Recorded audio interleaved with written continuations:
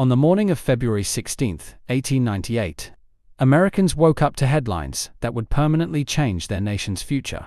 A United States battleship had exploded in a foreign harbor. More than 200 American sailors were dead, and an invisible enemy was already being blamed before any facts were confirmed. What most Americans did not realize was that this single moment would quietly transform the United States from a republic that claimed to avoid empire into a global power that would never turn back. And at the center of this transformation stood President William McKinley, a man who publicly spoke of peace, restraint, and morality, while privately allowing fear, media pressure, and public outrage to carry him into unprecedented power. This is the story of how America became an empire, not through destiny, but through manipulation, timing, and human cost. In March of 1897, William McKinley was sworn in as the 25th President of the United States. At the time, America was struggling with economic instability following the Panic of 1893, widespread labor unrest, and a public that had begun to lose faith in political leadership. McKinley was not seen as a strong or inspiring figure. He was often described as cautious, controlled by industrial elites, and lacking the commanding presence expected during a period of national anxiety. What McKinley needed was not policy alone, but a moment that could unite the nation behind him and elevate his presidency beyond doubt. That moment was already forming, just 90 miles south of Florida. Beginning in 1895, Cuba was engaged in a violent struggle for independence from Spanish colonial rule. Spanish authorities responded with harsh counterinsurgency tactics, including the use of reconcentration camps, where Cuban civilians were forcibly relocated, leading to widespread starvation and disease. American newspapers began reporting on these events, but the coverage was rarely neutral. Publishers such as William Randolph Hearst and Joseph Pulitzer understood that emotionally charged stories increased circulation, and they flooded the public with dramatic headlines, graphic imagery, and exaggerated accounts of Spanish brutality. By 1897, the American public had been emotionally conditioned to view Spain as a cruel oppressor and Cuba as a helpless victim in need of intervention. President McKinley officially urged Spain to reform and called for restraint. But behind the scenes, he was fully aware that public opinion was shifting toward war in a way that could no longer be controlled. On February 15, 1898, the USS Maine exploded while anchored in Havana Harbor. The blast killed 266 American sailors and shocked the nation. Within hours, newspapers blamed Spain, despite the absence of any completed investigation. The phrase "Remember the Maine" quickly became a rallying cry, repeated endlessly across the country, transforming grief into anger and anger into political pressure.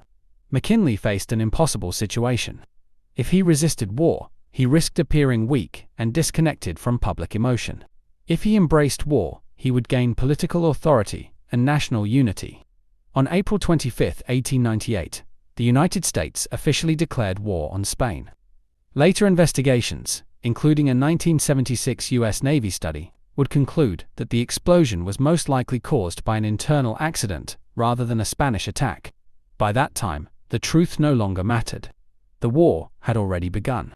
The Spanish-American War lasted less than 4 months, ending in August of 1898.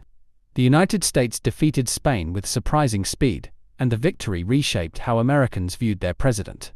William McKinley was no longer seen as passive or weak. He was now a wartime leader who had overseen a decisive national triumph. Under the Treaty of Paris, signed on December 10, 1898, Spain surrendered control of Puerto Rico, Guam, and the Philippines, while Cuba became a U.S. protectorate in all but name. For the first time in its history, the United States held overseas territories far beyond its continental borders. Without formally declaring itself an empire, America had become one. The most violent consequences of McKinley's decision unfolded in the Philippines. Filipino revolutionaries, who had fought Spain for independence, believed the United States would honor its promise of liberation. Instead, American forces remained. On February 4, 1899, fighting broke out between U.S. troops and Filipino resistance fighters, marking the beginning of the Philippine-American War. The conflict lasted until 1902 and resulted in the deaths of an estimated 200,000 to 600,000 Filipino civilians, many of whom died from famine, disease, and military violence. American soldiers used tactics that included village burnings, forced relocations, and torture methods such as the water cure. At home, these actions were largely ignored or justified as necessary for maintaining order and stability. The same war that elevated McKinley's presidency demanded silence about its consequences. When questioned about the Philippines, McKinley defended his actions using religious and moral language. He claimed that America had a responsibility to educate, uplift, and Christianize the Filipino people, framing occupation as benevolence rather than domination. This narrative allowed the administration to maintain public support while suppressing dissent. By transforming imperial control into a moral obligation, McKinley ensured that criticism appeared unpatriotic and disloyal. Power, once secured, was protected by belief.